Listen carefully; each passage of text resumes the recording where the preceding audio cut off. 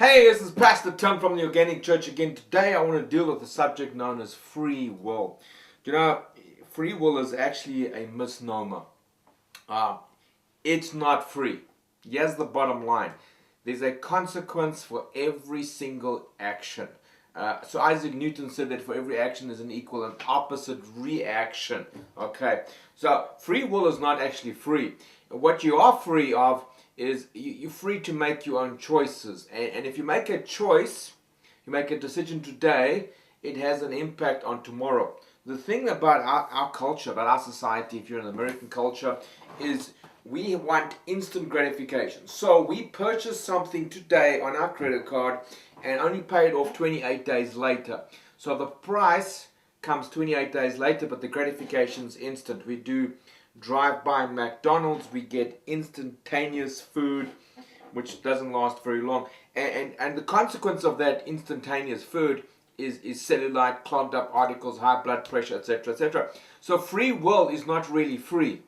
There's actually a price to it. Now, you have the free will, and hear me clearly here, because you have free will to go to hell. You are free to go to hell. God's will is that you go to heaven, but you have a choice.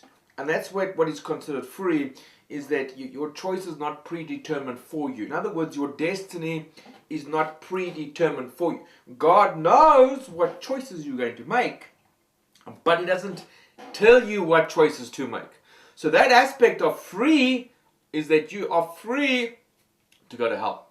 You are free to go to heaven. You are free to make a choice. God doesn't instruct or dictate or tell you what choices to make. You are free to make a choice. But your choice is not free. There's a consequence. Whether you act or choose not to act, there's a consequence. So action or no action has a consequence.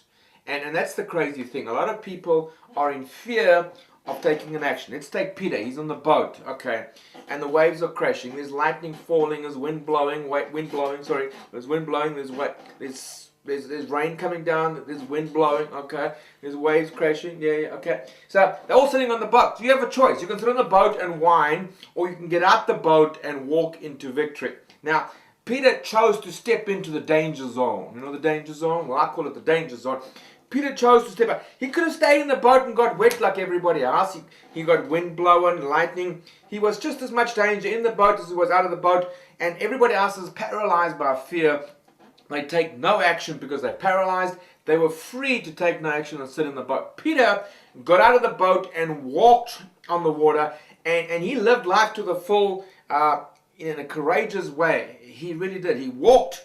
He was getting wet, yeah. He was getting blown, wind blowing, waves crashing, lightning crashing, all the rest of it. But he walked, and for years and years and years and years and years and years and years, ad nauseum, we will know about Peter walking on the water. Now, he did fall, but we know about Peter walking. This same courageous Peter, when faced by a little servant girl, says, "No, I don't know who Jesus is. No, who's that?"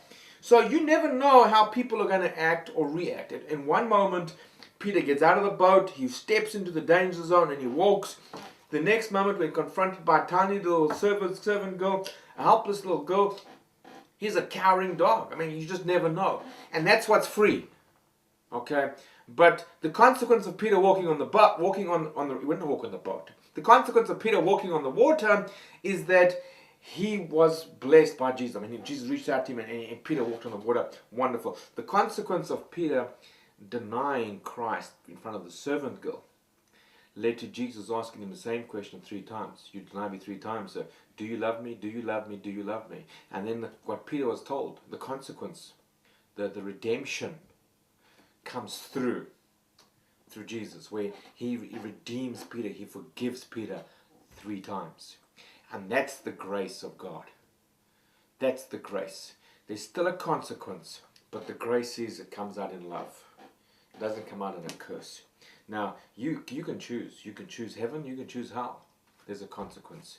Either way, free will is not free. What is free is that you're unable to make a choice, but the consequence is still there. This is Pastor Tim Edwards, and I hope you had a glorious, glorious Christmas. I know it's the middle of July when I'm recording this, but every day for me is Christmas, especially when the sun's shining. There's no snow on the ground. It's Christmas. Have a great Christmas.